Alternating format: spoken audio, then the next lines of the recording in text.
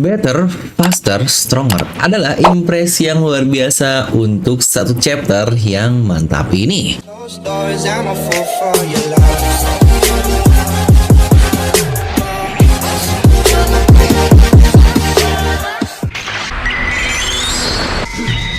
Nah, Gerci Blaster review di sini kita akan membahas rangkuman lengkap untuk One Piece chapter 1091 setelah sekian lama akhirnya Admiral mulai beraksi lagi. Nah, jadi pastikan kalian tonton video sampai habis ya, agar tidak ada informasi yang miss dan juga setengah-setengah. Serta bantu subscribe juga buat yang baru masuk ke channel ini dan nyalakan bel notifikasinya ya. Serta sebelum masuk ke bahasan, sedang ada nih flash sale diskon lebih dari 50% buat Our Warrior of Liberation ini. Dari 120.000 lebih dari 50% hanya menjadi 56.000 saja, yang wah wadidaw banget. Harga 56.000 pula hanya berlaku untuk 56 pembeli tercepat saja. Yang cocok banget kan? 56 Aka Gomu yang menjadi awakening dari Gear 5 Luffy ini. Bisa langsung klik link di deskripsi dan nyalakan notifikasinya ya, agar tidak ketinggalan. Gear 5 Nika Chibi ini cocok banget buat kamu yang sebenarnya wibu tapi nggak mau kelihatan wibu, karena DNA merchandise ada untuk level up your wibuness, anjay. Mari siapkan kopi, jangan lupa dibesar, pasang headsetnya, ambil posisi PW, and wadidaw.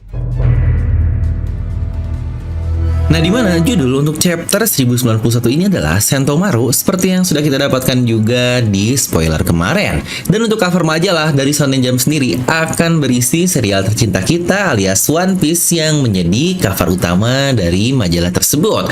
Dimana terlihat Luffy bersama dengan harimau di sampingnya dan ada juga Usopp, Chopper di bagian belakang. Dan adanya teks dari One Piece live action Netflix di bagian kanan bawah. Yang waduh, saat video ini dibuat tinggal 1 hari lagi alias besok kita bisa menonton live actionnya, yang bahkan untuk beberapa premiernya sudah dimulai dari kemarin malam. Yang biasanya diundangnya adalah beberapa influencer besar seperti Arthur dari Library of Ohara, dan juga bahkan orang yang memberikan liker untuk summer ini alias Redon pun sepertinya dia diundang untuk menjadi penonton atau premier dari One Piece live action ini. Yang sadar atau tidak, bahkan Oda sendiri pun dia hadir di Los Angeles saat perilisan dari One Piece Netflix live action tersebut. Yang itulah sebenarnya menjadi alasan kenapa One Piece banyak banget liburnya, karena Oda sendiri sedang bepergian kemana-mana untuk perilisan dari live action ini. Karena seperti yang kita tahu, setelah One Piece chapter 1091 alias di minggu depan kita akan libur 1 kali lagi. Nah, untuk chapter pun dimulai dengan Pacifista dan monster laut buatan yang sedang menyerang kapal dari angkatan laut, di mana monster laut tersebut berhasil menenggelamkan beberapa kapal perang tersebut. Yang wah, ini emang kuat banget ya monster laut buatan tersebut. Di mana 2 Vice Admiral menyerang monster laut tersebut, di mana Dol menendang mukanya, dan Vice Admiral yang punya dagu banyak pun dia menghancurkannya menggunakan tangan mekanik yang ini cukup mirip nih seperti tangan dari Zephyr di movie Z. Yang wah gila kan, sebelumnya Kizaru ngancurin satunya doang itu sangat mudah sekali, bahkan sambil makan nih. Dan berpindah ke keadaan Sentomaru versus Kizaru di bagian dalam. Di sini Kizaru menendang Sentomaru dan seluruh tubuhnya pun terpental karena serangan tersebut. Kizaru pun bertanya, kenapa kau berpihak kepada bajak laut Sentomaru-kun? Dan Sentomaru pun menjawab, aku akan bergabung dengan siapapun yang mencoba menyelamatkan Paman Pang. Flashback singkat pun akhirnya dimulai saat Vega Pang, Kizaru, dan Sentomaru pertama kali mereka bertemu. Yang sebenarnya inilah hal yang sama persis dari apa yang kita dapatkan di SBS volume 106 lalu yang sudah saya bahas lengkap juga di satu video sendiri. Tetapi untuk bagian Sentomaru akan kita bahas singkat saja ya di bagian sini. Dimana Oda sebelumnya berkata, jika Angkatan Laut menerima adanya beruang ganas yang menyerang perkampungan manusia di suatu pulau, dan Vegapunk diminta untuk mengecek hal tersebut dan menyiapkan beberapa sistem yang akan digunakan untuk melawan beruang ganas itu. Tetapi ketika Angkatan Laut menginvestigasi gunung berbahaya tersebut, mereka malah bertemu seorang bocah yang mengalahkan semua beruang dengan sumonya itu. Dan dia bahkan menjadi bos dari gunung tersebut, yang ternyata bocah itu adalah Sentomaru. Alasan dia diusir dari perkampungan karena perlakuan kasarnya ketika dia masih bocah. Terpukau dengan kemampuan ini, Vegapunk akhirnya membawa bocah tersebut untuk menjadi bodyguardnya. Itulah yang kita dapat dapatkan di SBS 106 lalu yang ternyata angkatan laut yang menemani Dr. Vegapunk adalah Admiral Kizaru ini. Yang dari sini sudah cukup terlihat ya drama yang diciptakan untuk chapter ini yang wajar kenapa judulnya adalah Sentomaru. Tapi dari kata Sentomaru yang memang masih bocah juga dan dia minta dilatih oleh Kizaru, yang berarti momen guru dan murid muncul lagi nih di bagian ini seperti Garp dan Kuzan yang sudah berakhir di beberapa chapter lalu. Ini pun sama Sentomaru yang berguru kepada Kizaru, jadi bisa dibilang hubungan di antara keduanya sebenarnya sangat dekat sekali. Dan kembali ke waktu saat ini, Kizaru dia menggunakan Yasakani no Magatamanya untuk menyerang Sentomaru. Dan setelah itu, Sentomaru menggunakan Azigara Dokoi-nya untuk menyerang Kizaru, tetapi Kizaru berhenti menggunakan kemampuan buah iblisnya sambil berkata, "Saya pikir kau itu sekuat diriku, tetapi pertahananku tidak akan kalah oleh dirimu."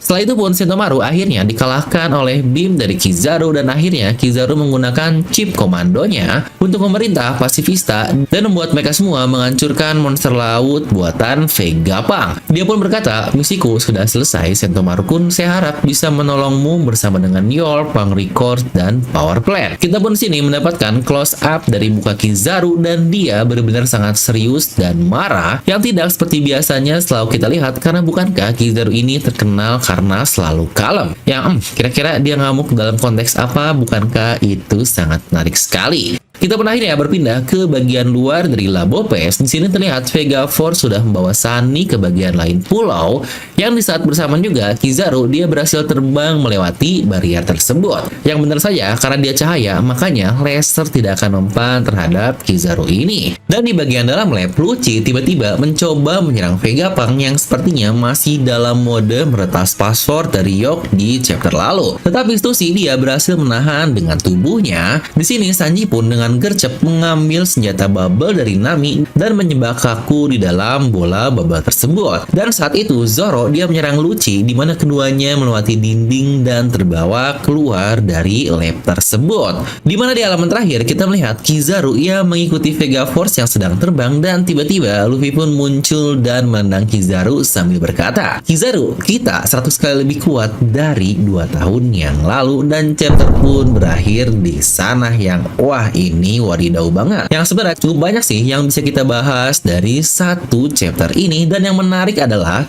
sadar atau tidak, 100 kali lebih kuat dari kata-kata Luffy ini sangat mirip seperti apa yang dikatakan Shaki kepada kru topi jerami 2 tahun yang lalu di Sabondi Archipelago, yang lagi-lagi sangat pas dengan momen ketika seluruh kru topi jerami dikalahkan dengan sangat mudah oleh Kizaru. Yang tentu saja orang yang dimaksud oleh Shaki itu adalah Silver's Rayleigh. Apakah ini akan menjadi foreshadow di mana Rayleigh versus Kizaru yang terjadi di Sabondi, tetapi versi fullnya akan dimunculkan di bagian sini terutama oleh anak didiknya yaitu Luffy.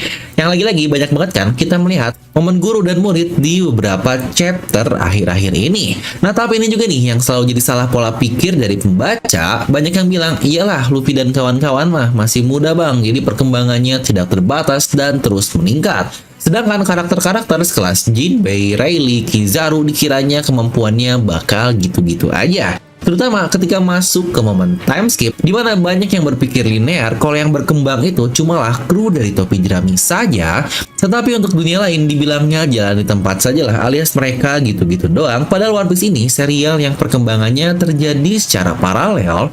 Makanya kenapa para supernova pun bisa menjadi sangat kuat seperti Kid, Law, dan yang lainnya. Karena lagi-lagi masing-masing dari mereka ikut berkembang selama waktu time skip tersebut. Dan untuk Kizaru pun saya merasa dia belum cukup tua kok untuk masuk ke fase penurunan dari kemampuannya. Jadi dia masih bisa terus lebih baik lagi. Mungkin ini akan saya ambil ya contoh grafik dari produk life cycle, di mana perkembangan anak-anak muda itu tentu saja mereka masuk di tingkat growth karena mereka akan berkembang dan meningkat dengan sangat cepat sekali, di mana mereka bergerak lebih cepat, lebih baik. Tetapi pastinya untuk case dari Kizaru, lawannya sudah masuk ke tahap maturity yang berarti berada di peak atau puncak dari kemampuan mereka. Ya ibaratlah saat Roger menjadi Raja Bajak Laut di usia 50-an atau mungkin Shirohige ketika di masa primanya, yang mereka masih terus meningkat seperti panah yang ditandai mulai dari gambar tersebut bisa kalian lihat. Dan ketika sudah semakin berumur lah atau entah ada penyakit yang diderita, maka penurunan pun akan terjadi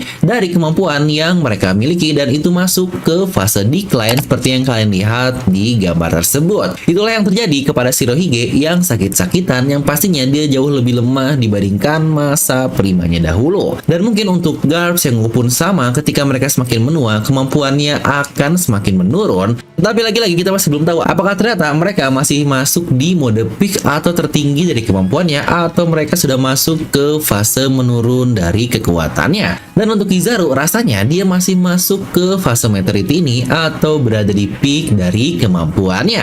Serta lagi-lagi ada satu hal yang mencurigakan yang ini bakal kacau banget sih, adalah perintah dari Kizaru kepada para pasifista alias Mark III yang ternyata malah menjadi berpihak ke Angkatan Laut. Padahal sebelumnya total dari 50 Mark III ini akan menjadi pertahanan terkuat bagi bajak laut topi jerami melawan armada besar Angkatan Laut. Kalau ternyata Mark III pun akhirnya berpihak kepada mereka, yang wah, Luffy ini menjadi nggak punya siapa-siapa lagi. Ini bakal murni jadi satu bajak laut topi jerami plus Vegapunk dan Stussy untuk melawan semua armada luar biasa yang rasanya jadi timpang banget. Bahkan Seraphim yang sangat OP pun dia ada di pihak musuh kan, karena sebelumnya sudah diperintah oleh York. Yang aduh, kira-kira ini bakal kayak gimana kelanjutan dari arc Egghead ini, serta Kizaru yang terlihat marah pun sebenarnya dia marah kepada siapa. Untuk bagian ini semuanya akan kita coba di video review nanti ya hari Jumat. Jadi pastikan kalian subscribe dan nyalakan bel notifikasinya agar tidak tertinggal dunia peruan pisan dari channel Devil Nomi. Nah, jadi itu untuk video kali ini. Kalian bisa tuliskan pendapat kalian di kolom komentar di bawah, dan seperti biasa semoga kalian terhibur dengan video ini. Like aja kalian suka, dislike aja kalau suka, jangan lupa untuk subscribe dan juga share video teman kalian.